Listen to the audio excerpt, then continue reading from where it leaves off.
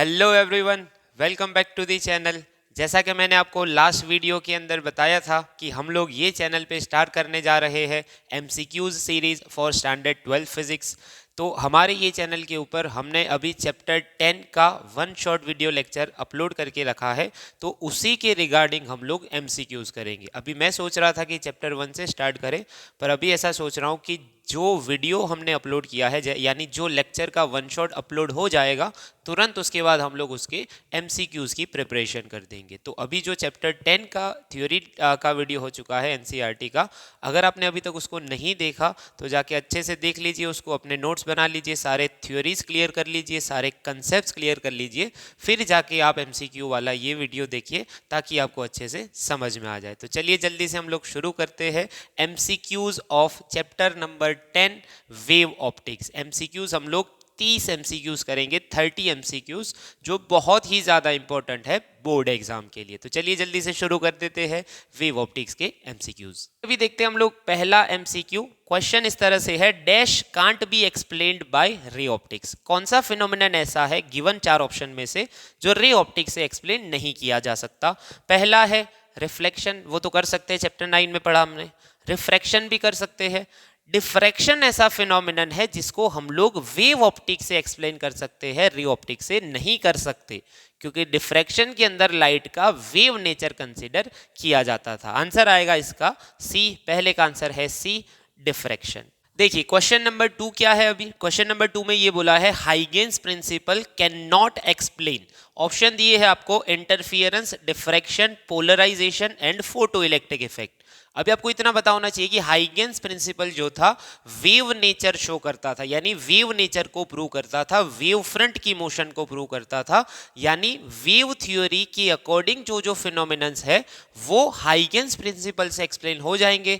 जो wave theory के according नहीं हो रहे वो एक्सप्लेन नहीं कर पाएंगे। तो यहाँ पे आपको ऑप्शन में दिख रहा है इंटरफियरेंस, डिफ्रैक्शन, पोलराइजेशन, ये तीनों वेव थ्योरी से एक्सप्लेन किए जा सकते हैं। तो ये तीनों हम लोग हाइगेन्स प्रिंसिपल से एक्सप्लेन कर सकते हैं। ऑप्शन नंबर 4 जो है फोटो इलेक्ट्रिक इफेक्ट, जो आप लोग पार्टिकल नेचर से ही एक्सप्लेन करेंगे, जिसको आप लोग पढ़ोगे चैप्टर नंबर 11 के अंदर, जो नेक्स्ट चैप्टर है। तो इसका आंसर बनेगा ऑप्शन डी, फोटो इलेक्ट्रिक। चलिए नेक्स्ट क्वेश्चन क्या है, नंबर 3। तो आपको ये बोला है velocity of light in rare medium is v1, it passes through denser medium with velocity v2, incident at I angle and refracts at R angle. यानी ध्यान से सुन लो, आपको बोला है रेयर में डेंसिटी v1 है, यानी समझ लो थर्ड के अंदर अगर हम लोग देखें, थर्ड के अंदर क्या है कि मान लो कि ये रेयर मीडियम है, ये डेंसर मीडियम है। आपको सिंपल पता है कि कोई भी रे जब इंसिडेंट होता है इंसिडेंट एंगल के ऊपर, आई के ऊपर, ठीक है। अभी जब रेयर से डेंसर जाएगा तो टूवर्ड्स नॉर्मल जाएगा, ऐसे जाएगा, यहां पे बनेगा आर लेस देन आई। अच्छा, रेयर के अंदर जो स्पीड है वो है v1 स्पीड, और यहां पे जो स्पीड है वो है आपकी v2 स्पीड।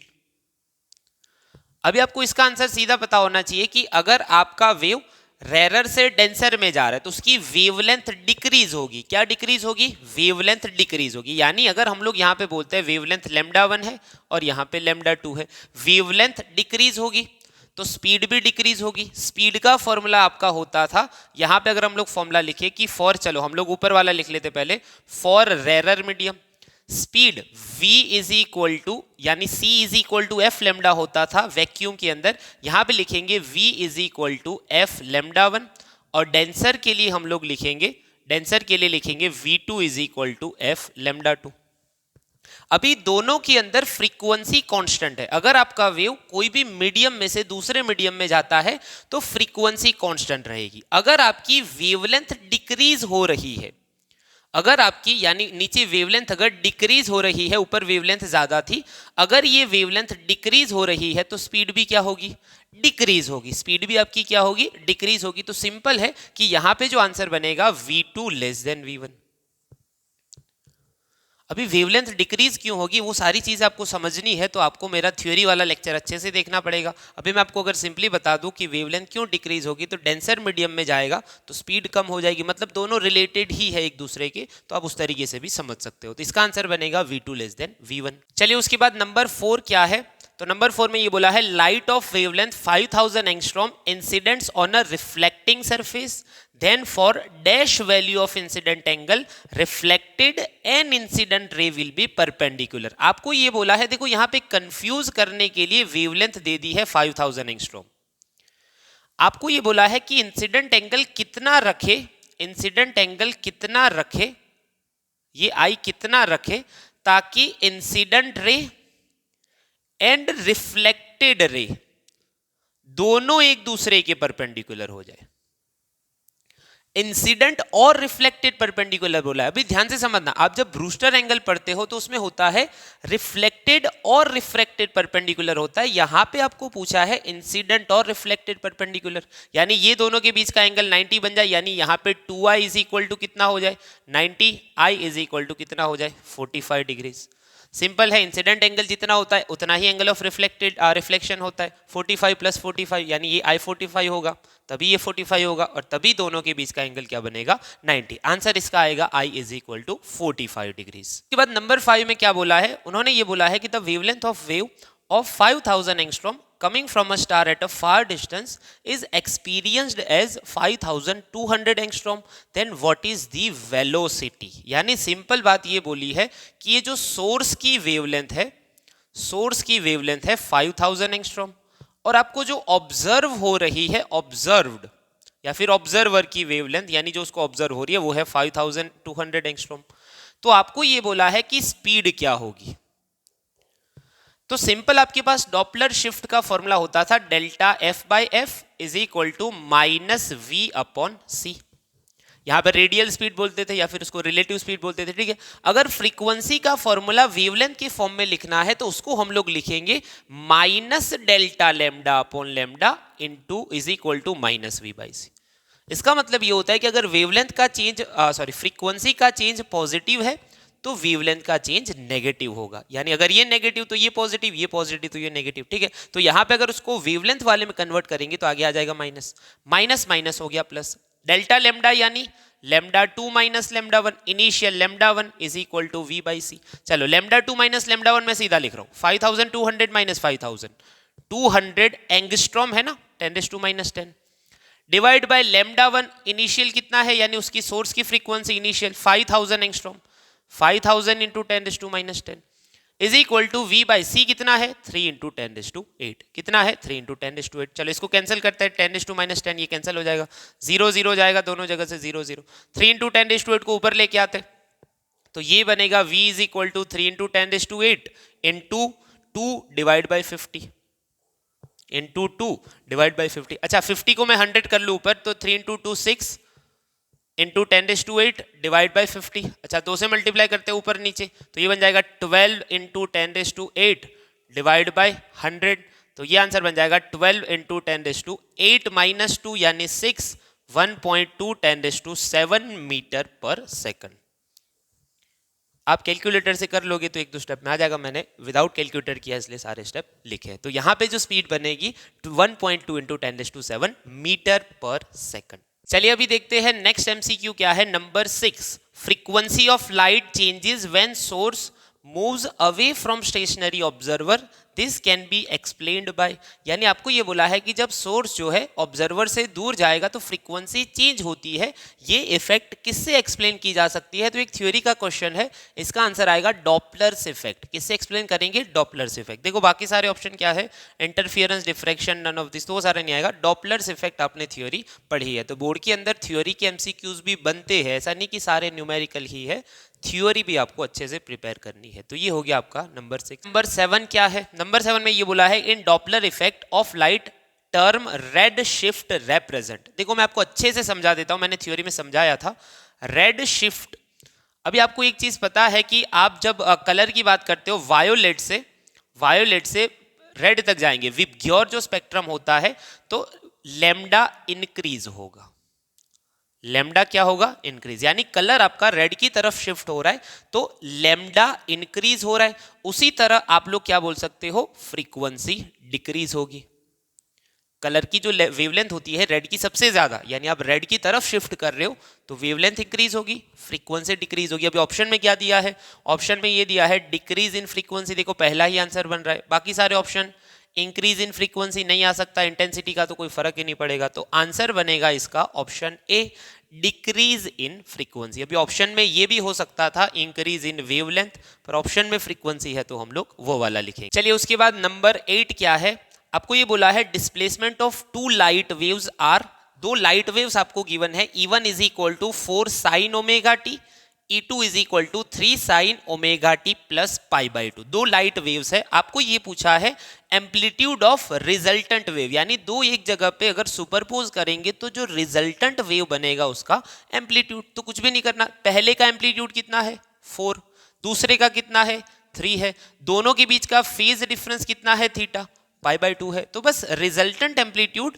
वेक्टर क्वांटिटी है, रिजल्टेंट एम्पलीट्यूड, यानी आपने ये बोला था ना इंटरफियरेंस पैटर्न में ये होता था कि रिजल्टेंट वेव जो है उसका डिस्प्लेसमेंट दोनों के वेक्टर सम के बराबर होगा, थ्योरी में आपने पढ़ा होगा इंटरफियरेंस वाला, ठीक है। तो रिजल्टेंट जो बनेगा आपका एम्पलीट्यूड, अगर उसको कैपिटल ई से दिखा दे तो under root E1 square, sorry इसको हम लोग पहले को E1 से दिखाएंगे, capital E1 capital E2, amplitude E1 square plus E2 square plus 2E1 E2 cos theta, दोनों के बीच का फेज डिफरेंस। चलो पहला E1 कितना है, पहले का एम्पलीट्यूड 4 का स्क्वायर, मैं सीधा लिख देता हूं 16, दूसरा कितना है 3 का स्क्वायर 9 प्लस 2 इंटू E1 कितना है आपका 4, ये है 3, 4 इंटू 3, आपका दोनों के बीच का फेज डिफरेंस है cos पाई बाई 2, और cos पाई बाई 2 कितना होता है 0, तो ये अगर 0 हो गया तो ये पूरा खत्म, 16 प्लस 9 25, आंसर आ जाएगा 5। आंसर क्या बनेगा आपका 5। अभी मीटर में है तो मीटर में यूनिट है, कोई यूनिट नहीं है तो पीछे यूनिट लिख देंगे, क्लियर है। तो रिजल्टेंट एम्पलीट्यूड आपका वेक्टर क्वांटिटी है, तो दोनों के एम्पलीट्यूड का वेक्टर सम आपको करना पड़ेगा, दोनों के बीच का फेज डिफरेंस भी आपको कंसीडर करना है। तो ये हो गया आपका नंबर 8। उसके बाद देखते हैं नंबर 9। नंबर 9 में क्या बोला है, condition for constructive interference is dash. आपको ऑप्शन में फेज डिफरेंस बताना है, यानी कंस्ट्रक्टिव इंटरफियरेंस में फेज डिफरेंस कितना होगा। तो आपने थ्योरी अगर अच्छे से पढ़ी है, आपने अगर मेरा वीडियो देखा है तो अच्छे से मैंने आपको समझाया है कि कंस्ट्रक्टिव इंटरफियरेंस में phase difference 2 pi 4 pi 6 pi 8 pi 10 pi यानी 2n पाई के बराबर कितना होना चाहिए, 2n pi, where n is equal to 1 2 3 4 up to dash dash dash. समझ में आ रहा है। तो ये थ्योरी का क्वेश्चन है, आपको याद रखना। ये किसके लिए है, कंस्ट्रक्टिव इंटरफियरेंस, कंस्ट्रक्टिव इंटरफियरेंस के लिए फेज डिफरेंस कितना है 2n। चलिए उसके बाद देखिए नंबर 10 में क्या बोला है, तो 9 जैसा ही एक क्वेश्चन है, उसके अंदर ये बोला है कंडीशन फॉर डिस्ट्रक्टिव इंटरफियरेंस। अभी उसमें भी फेज डिफरेंस बताना है, तो उसका भी सीधा आंसर है 2n प्लस 1 पाई। डिस्ट्रक्टिव इंटरफियरेंस के लिए फेज डिफरेंस होना चाहिए 2n प्लस 1 पाई। ये अगर कंडीशन फॉलो हो रही है कहीं पे भी तो क्या बनेगा, डिस्ट्रक्टिव इंटरफियरेंस बनेगा। चलिए उसके बाद नंबर 11 में क्या बोला है, interference pattern is formed from to coherent sources of same intensity. If intensity of minima is 0, what will be the intensity of maxima. Simple question है कि दो कोहेरेंट सोर्सेज है, दोनों की इंटेंसिटी सेम है, स्क्रीन के ऊपर इंटरफियरेंस पैटर्न बना रहे, अगर मिनिमा जो बन रहा है यानी डार्क फ्रिंज जो बन रही है उसकी इंटेंसिटी 0 है, तो मैक्सिमा यानी ब्राइट फ्रिंज की इंटेंसिटी कितनी होगी। अभी ये तो थ्योरी का क्वेश्चन है, सबको बताए डार्क फ्रिंज की इंटेंसिटी 0 होती है, ब्राइट फ्रिंज की इंटेंसिटी 4i0 होती है। सिंपल है, 4 टाइम्स हो जाएगी। आंसर सीधा बन रहा है इसका 4i के बराबर। कितना बन रहा है, 4i के बराबर। क्लियर है। चलिए उसके बाद नंबर 12 क्या है, नंबर 12 में पूछा है in a Young's experiment the distance between two slits is 0.2 millimetre. जो गिवन है वैल्यू पहले लिखते जाए, 0.2 मिलीमीटर यानी 0.2 इंटू 10⁻³ मीटर। दो स्लिट के बीच का डिस्टेंस गिवन है। If the wavelength of the light used in this experiment is 5000 angstrom. जो वेवलेंथ है लाइट यूज किया है उसकी है 5000 एंगस्ट्रॉम, यानी ये बनेगा 10⁻10 और पीछे है 3, 5 इंटू 10⁻7 मीटर। आपको क्वेश्चन ये पूछा है distance of third bright fringe from central maxima. Third bright का डिस्टेंस आपको बताना है। डबल स्लिट एक्सपेरिमेंट के अंदर थर्ड ब्राइट का डिस्टेंस आपको बताना है। देखो क्वेश्चन के अंदर यहाँ पे आपको कैपिटल डी नहीं दिया, तो यहाँ पे ऑप्शन भी शायद गलत है, इसलिए मैं उसको इंक्लूड भी नहीं कर रहा। आपको जो आंसर लेके आना है कैपिटल डी के फॉर्म में ही लेके आना है, ठीक है। तो थर्ड किसी भी nth ब्राइट का फॉर्मूला होता है n lambda D upon D. सबको पता है। थर्ड ब्राइट के लिए क्या करेंगे, 3 लैम्डा डी अपॉन डी। चलो 3 लैम्डा कितना है 5 इंटू 10⁻⁻⁷। कैपिटल डी नहीं दिया, स्मॉल डी है आपका 0.2 इंटू 10⁻⁻3। चलो ये बन जाएगा 15 अपॉन 0.2 बन जाएगा 75। 10⁻⁻7 ये ऊपर जाके बन जाएगा +3, 7 -4 बन जाएगा ये इंटू डी। आंसर आएगा 7.5 10⁻³ into capital D, third bright का डिस्टेंस। अभी डी आपको क्वेश्चन में नहीं दिया, तो हम लोग इसको मान के चलेंगे कि डी के फॉर्म में आंसर लेके आना। एग्जाम में आपको दिया है, मेथड याद रखनी है, मेथड इंपॉर्टेंट है। जो भी है डी है नहीं है, ऑप्शन में डी मतलब क्वेश्चन में डी नहीं होगा तो ऑप्शन में डी के फॉर्म में आंसर होगा, डी होगा तो उसकी वैल्यू को सिंपली पुट करना है। ये हो गया आपका नंबर 12। चलिए नेक्स्ट नंबर 13 करते हैं हम लोग। 13 में ये बोला है कि path difference between two waves superposing at one point is 13 lambda. Path difference जो है delta X is equal to 13 lambda है, path difference 13 lambda. So interference at that point will be dash and dash order. यानी आपको ये बताना है कि constructive होगा कि डिस्ट्रक्टिव होगा और कौन से ऑर्डर यानी कौन से नंबर की ब्राइट या डार्क फ्रिंज बनेगी। तो सिंपल है, आपको पता है कि ये जो कंडीशन है कंस्ट्रक्टिव की कंडीशन है। कंस्ट्रक्टिव की कंडीशन क्या होती थी, delta X is equal to N lambda होता था, तो ये है 13 लैम्डा, तो n इज इक्वल टू 13 है, तो यहां पे बनेगा कंस्ट्रक्टिव और कौन सा 13th ऑर्डर। आंसर आएगा कंस्ट्रक्टिव, आंसर आएगा constructive 13th order. n is equal to कितना 13th ऑर्डर का कंस्ट्रक्टिव इंटरफियरेंस बन रहा है। नेक्स्ट नंबर 14 करते हैं हम लोग। In Young's experiment dark fringe of fifth order is obtained at p point on the screen, so path difference at p point on the screen is dash। fifth dark fringe मिल रही है आपको जहां पे, वहां पे path difference कितना होगा। सुनो ध्यान से, fifth dark fringe मिल रही है, n is equal to 5, कौन सी dark fringe, तो आपको बताना है वहां पे path difference डेल्टा x क्या होगा। सिंपल है, डिस्ट्रक्टिव डार्क फ्रिंज यानी destructive interference, destructive interference dark fringe. Condition क्या है डिस्ट्रक्टिव में डेल्टा एक्स की, 2n-1 लैम्डा बाई 2। कंडीशन क्या है 2n-1 लैम्डा बाई 2। कंडीशन ये है कि किसी भी पाथ पॉइंट के बीच का पाथ डिफरेंस अगर इतना होगा तो क्या बनेगा, डिस्ट्रक्टिव इंटरफियरेंस। अच्छा n कितना रखे इधर, तो n की जगह रख दे हम लोग 2 × 5 -1 लैम्डा बाई 2, ये बनेगा 9, 2 × 5 10-1 9 लैम्डा बाई 2। पाथ डिफरेंस कितना होगा 9 लैम्डा बाई 2। ये हो गया आपका सिंपल आंसर नंबर 14। चलिए अभी देखते हैं हम लोग number 15। If path difference between two waves superposing at a point is 3/2 lambda. देखो पाथ डिफरेंस यहां पे गिवन है 3/2 लैम्डा। आपको क्वेश्चन में ये पूछा है interference of dash type and dash order will be formed. कौन से टाइप का होगा, कौन से फॉर्म मतलब कौन से ऑर्डर का होगा। तो सुनो ध्यान से, यहां पे जो ये कंडीशन है आपको देख के समझ में आ रहा, आपने थ्योरी समझी है अच्छे से। तो अगर 1 लैम्डा 2 लैम्डा 3 लैम्डा 4 लैम्डा वो क्या होता था आपका कंस्ट्रक्टिव, ये वाला डिस्ट्रक्टिव है। Here delta destructive interference is obtained, destructive interference is obtained. Destructive में कंडीशन होती थी delta X is equal to 2n-1 lambda by 2। चलो डेल्टा एक्स कितना दिया है 3/2 lambda is equal to 2n-1 lambda by 2। दोनों साइड से लैम्डा कैंसिल हो जाएगा, 2 कैंसिल हो जाएगा, 2n-1 is equal to 3, 2n-1 is equal to 3, 2n is equal to ये 1 सामने चला जाएगा 4 हो जाएगा, n इज इक्वल टू 2। यहां पे बनेगी second order of destructive interference, destructive, destructive and second order दूसरे नंबर की डिस्ट्रक्टिव इंटरफेरेंस बनेगी, सेकंड ऑर्डर यानी दूसरी डार्क फ्रिंज यहाँ पे बनेगी नंबर 15 की। चलिए नंबर 16 अभी देखते हैं हम लोग। In Young's slit experiment if the distance between two slits is half and the distance between the slit and the screen is double and then the width of the fringe will be dash. देखो question ये पूछा है, सबसे पहले आपको fringe width का formula पता होना चाहिए। Fringe width beta is equal to lambda D upon D, fringe width ये होती है, ठीक है। अभी आपको करना क्या है, आपको ये करना है कि distance between two slits is half, नई फ्रिंज विड्थ मैं बीटा डैश निकाल देता हूं, लेमडा में कोई चेंज नहीं करना।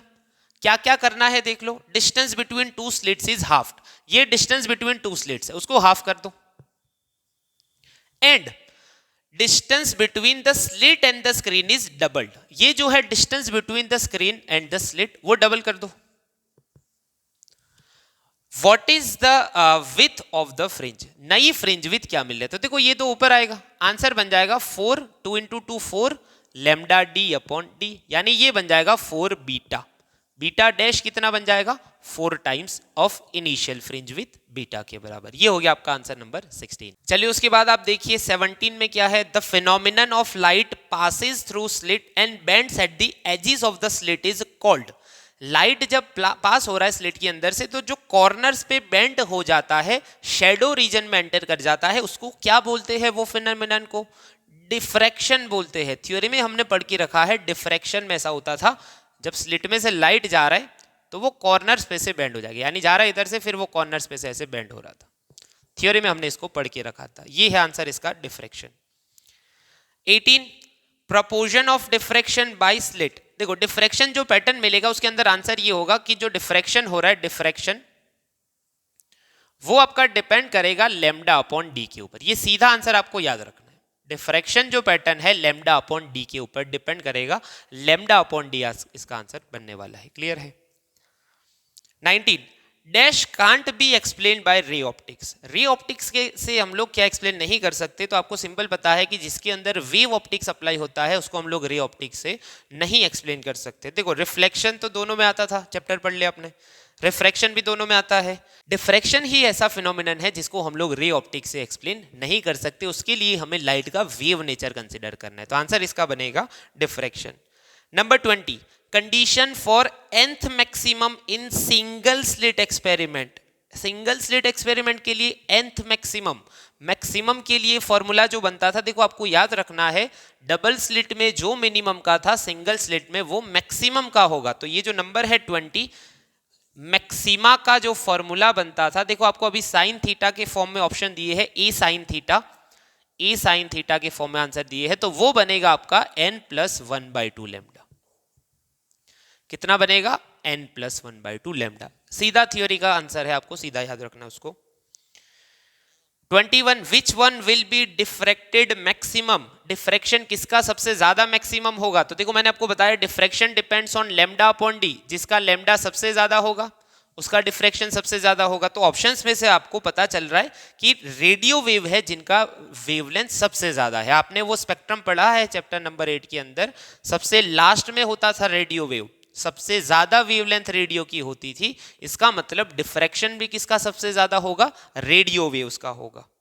चलिए नेक्स्ट हम लोग बात करते हैं 22 the angular resolution of a 10 centimetre diameter telescope at a wavelength 5000 angstrom is of the order of, यानी एक टेलीस्कोप है जिसका डायमीटर, आपने अगर मेरा थियोरी वाला लेक्चर देखा था तो उसमें मैंने बताया था कि पूरा डायमीटर 2a लेना है, 2a इज इक्वल टू कितना 10 सेंटीमीटर, यानी 10 इंटू 10⁻² मीटर कर देंगे और ये बन जाएगा 10⁻1 मीटर। वेवलेंथ आपको बोली है 5000 एंगस्ट्रॉम, 5000 एंगस्ट्रॉम को कन्वर्ट करेंगे 5 इंटू 10⁻7 मीटर। आपको ये बताना है कि उसका जो एंगुलर रेजोल्यूशन है वो कितने ऑर्डर में होगा। देखो रेजोल्विंग पावर अलग है, एंगुलर रेजोल्यूशन अलग चीज है, ठीक है। एंगुलर रेजोल्यूशन चलो मैं उसको यहां पे कर लेता हूं, delta theta is equal to formula था 1.22 लेमडा अपॉन 2a, बताया था मैंने आपको 1.22 लेमडा अपॉन 2a, 1.22 लेमडा कितना है 5 इंटू 10⁻7, 2a पूरा डायमीटर है, ध्यान रखना इसके अंदर 10⁻1, ये ऊपर जाएगा 1.22 इंटू 5, तो ये बन जाएगा आपका 6.1 10⁻7 + 1 -6 रेडियन। आपको सिर्फ ऑर्डर बताना है, तो क्या ऑर्डर आ जाएगा? 10⁻⁻6 रेडियन। ऑप्शन है आपका 10⁻⁻6 रेडियन। ये हो गया आपका नंबर 22। चलिए अभी बात करते हैं number 23। In telescope ratio of resolving power due to light lambda is equal to 4000 angstrom and lambda is equal to 6000 angstrom. आपको रेशियो बताना है रिजॉल्विंग पावर का, ध्यान से समझना इसको। रिजॉल्विंग पावर जो होता है 2a/1.22 लैम्डा टेलीस्कोप के लिए,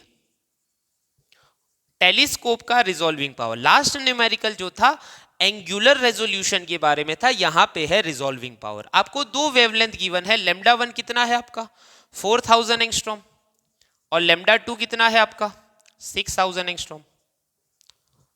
टेलीस्कोप वही है, दो अलग अलग वेवलेंथ है, यानी ये डायमीटर तो कांस्टेंट रहेगा, 2a भी कांस्टेंट है, तो मैं लिख सकता हूं रिजॉल्विंग पावर प्रोपोर्शनल टू 1/लैम्डा।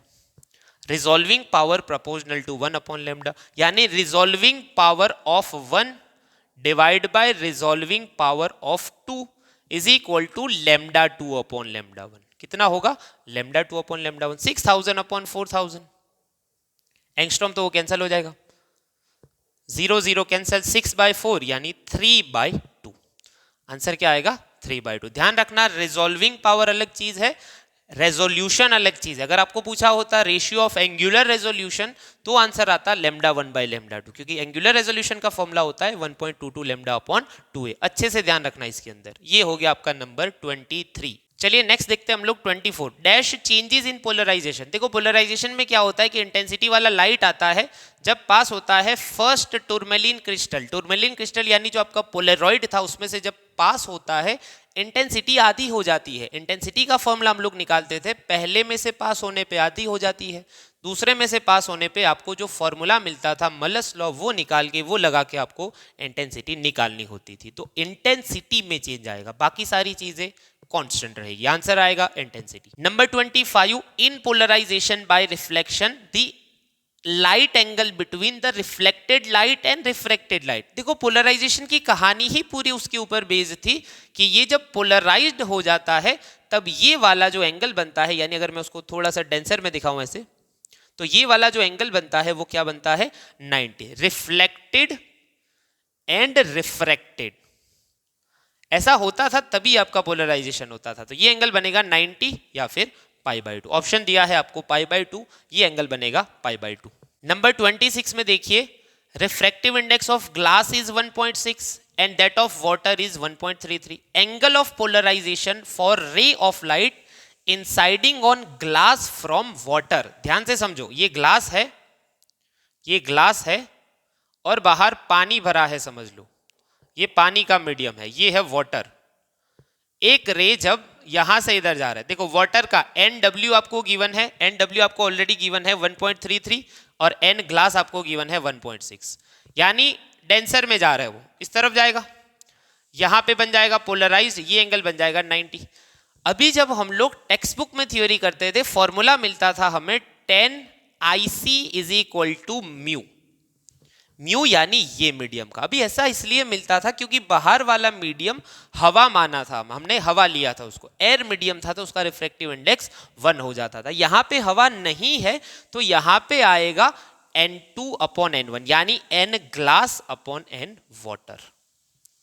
समझ में आ रहा है? वहां पे नीचे 1 था, हवा का मीडियम था, इसलिए हमने उसको नहीं लिखा था। अब थियरी देखना अच्छे से, यहाँ पे N1 था हवा का, पर 1 से कोई फर्क नहीं पड़ता था। यहाँ पे बाहर वाटर है तो आपको लिखना पड़ेगा NW। चलो 10IC, N ग्लास कितना है 1.6/1.33। इसको सॉल्व करेंगे तो क्या आंसर आ रहा है देख लेते हैं। उसको सॉल्व करना आप लोग, इसको आंसर मिल जाएगा 50 डिग्रीज 16 मिनट। 50 degrees 16 minute. ध्यान इसका रखना है कि बाहर हवा नहीं है तो सीधा आप लोग उसको 10IC is equal to N नहीं कर सकते। हवा है तो आप उसको डिवाइड बाय 1 को इग्नोर करके सीधा 10IC is equal to refractive index of glass कर सकते थे अगर हवा होती तो। यहां पे आंसर आएगा 50 डिग्रीज 16 मिनट। चलिए नेक्स्ट 27 क्या है? Velocity of light in air is 3 × 10⁸ metre per second and in glass its velocity is 2 × 10⁸. so for glass angle of polarization is dash। देखो ग्लास है, ये ग्लास समझ लो, ये एयर है, ग्लास के लिए एंगल ऑफ पोलराइजेशन यानी ब्रूस्टर एंगल, ये आईसी कितना होगा वो आपको बताना है, ये आईसी कितना होगा वो आपको बताना है। तो देखो अगर मैं फॉर्मूला रखता हूं सीधा, बाहर हवा है मैंने जस्ट आपको बताया, तो 10 आईसी सीधा बन जाएगा एन ऑफ ग्लास। अभी divide by N of air है पर वो 1 है तो उसको हम लोग इग्नोर करते हैं। अभी मुझे ये नहीं पता तो मैं आंसर नहीं ला पाऊंगा, पर मुझे इतना पता है कि यहां पे जो स्पीड है वो है 3 × 10⁸ और यहां पे जो स्पीड है वो है 2 × 10⁸। अच्छा, ये स्पीड को हम लोग सी से नोट करते हैं, speed of light in air होती है, ठीक है। अभी अगर इसका रिफ्रैक्टिव इंडेक्स निकालना है तो सबको पता है कि यहां पे स्पीड v का फॉर्मूला क्या होगा, स्पीड इन ग्लास फॉर्मूला बनेगा v = c/n of glass. n of glass को अगर मैं सब्जेक्ट बना लेता हूं तो वो बन जाएगा c/n। c है 3 × 10⁸ डिवाइड बाय 2 × 10⁸, आंसर मिल जाएगा आपको 1.5। ग्लास का मुझे रिफ्रैक्टिव इंडेक्स मिल गया 1.5। अगेन समझो स्पीड का फॉर्मूला होता है किसी भी मीडियम में लाइट की स्पीड c/ उसके रिफ्रैक्टिव इंडेक्स के बराबर। रिफ्रैक्टिव इंडेक्स को सब्जेक्ट बनाया, c/ आपका ये आ गया v वाला, यहाँ पे v है आपका, क्या बनेगा 3/2 1.5। बस ये 1.5 को इधर रख देते हैं। 10 IC = 1.5, IC = 10 इनवर्स 1.5। तो आपका जो आंसर बनेगा, देखो आपको एग्जाम में टेबल प्रोवाइड किया जाएगा, उसमें से आपको देख के बताना है। यहाँ पे मेरे पास टेबल अवेलेबल नहीं है तो मैं आपको देख के आंसर बता रहा हूँ, 56.30 डिग्रीज। कितना आंसर आएगा 56.30 डिग्रीज। अगर हवा नहीं होती, पानी होता तो आप क्या करते, इधर डिवाइड बाय NW करते जैसे लास्ट में किया था। क्लियर हो रहा है? ये हो गया आपका ये नंबर 27। चलिए नेक्स्ट है आपका number 28। Plane polarised light incident on tourmaline plate, E vector electric field vector makes 45 degree with optic axis of plate, then percentage different in magnitude of initial and final intensity of electric field vector। यानी एक polarised light है किसी plate के ऊपर, यानी crystal जो है Polaroid के ऊपर इंसिडेंट हो रहा है, पर उसके साथ 45 डिग्री का एंगल बना रहा है। समझ लो कि ये जो एंगल बन रहा है ये वाला कितना बना रहा है 45 डिग्री। तो इनिशियल और फाइनल कितना डिक्रीज हुआ होगा, तो आपको ये पता है कि इसका फॉर्मूला जो होता था मलस लॉ के according, I final = I initial cos² theta. Theta यानी दोनों के बीच का एंगल, इसको इनिशियल को I मान लेते हैं, cos² 45 डिग्रीज। cos 45 कितना होता है 1/√2, I × 1/√2 का स्क्वायर, ये मिलेगा आपको आंसर I/2। फाइनल इंटेंसिटी कितनी हो जाएगी I/2। ये है आपका मलस लॉ। थ्योरी आपने अगर नहीं देखी तो आप थ्योरी वीडियो में जाके देख सकते हो वन शॉट के अंदर। चलिए अभी कर लेते हैं 29 में क्या बोला है, for what distance is ray optics a good approximation when the aperture is 3 millimetre wide and wavelength is 500। देखो अपार्चर वाला न्यूमेरिकल है, ये फ्रेस्नेल डिस्टेंस वाला है 3 मिलीमीटर, वेवलेंथ है 500 नैनोमीटर। फ्रेस्नेल डिस्टेंस आपको बताना है। फॉर्मूला क्या है, ZF = E² λ। चलो E² करते हैं, 3 × 10⁻³ का स्क्वायर, लैम्डा है 500 नैनोमीटर यानी 10⁻⁹। चलो क्या हो जाएगा इधर, तो 3 का स्क्वायर 9 × 10⁻⁶, 500 × 10⁻⁹। अच्छा 10⁻⁹ को ऊपर लाओ, ये बन जाएगा 9/500 × 10⁻³ अच्छा 9/500 को क्या मैं ऐसे लिख सकता हूँ, 2 से ऊपर नीचे मल्टीप्लाई करो, 9 × 2 18, 500 × 2000 × 10⁻³ 10⁻³ 1000 से कैंसिल हो गया, आंसर आएगा 18 मीटर। कितना आंसर आएगा 18 मीटर। चलिए लास्ट MCQ हमारा नंबर 30 क्या बोला है, what is the Brewster angle for air to glass transition. Air to glass text book का है सिंपल, ग्लास यहाँ पे है एयर, यहाँ पे refractive index n = 1.5। Glass to air का ब्रूस्टर एंगल सिंपल है 10 IC = ग्लास अपॉन एयर है, उसको हम लोग नहीं लिखते क्योंकि वो 1 है। 10 IC = 1.5, IC = 10 इनवर्स 1.5। टेबल में देख के आपको आंसर बताना है। आंसर जो गिवन है आपका IC = 56.2 डिग्रीज। यहाँ पे हमारे 30 MCQs खत्म हो रहे हैं। अभी ध्यान से समझो कि ये सारे जो MCQs है बोर्ड के लिए इंपॉर्टेंट है। बोर्ड की एग्जाम में जो MCQ आते हैं ये लेवल के बनते हैं, इससे ज़्यादा लेवल नहीं बनता कभी। हम लोग क्या करेंगे कि हर एक चैप्टर के जब चैप्टर वाइज एमसीक्यूज खत्म हो जाएंगे तो हम लोग किसी पेपर सेट को उठा के करेंगे और उसके साथ साथ हम लोग प्रीवियस ईयर के क्वेश्चंस जो पेपर है उसमें से भी एमसीक्यू करेंगे ताकि आपको आइडिया लगे कि किस तरह के एमसीक्यूज है। आई होप कि आपको समझ में आए हैं एमसीक्यूज। अगर कोई क्वेश्चन है तो आप मुझे कमेंट में बता सकते हो। तब तक के लिए पढ़ते रहिए। Thank you very much and wish you all the best.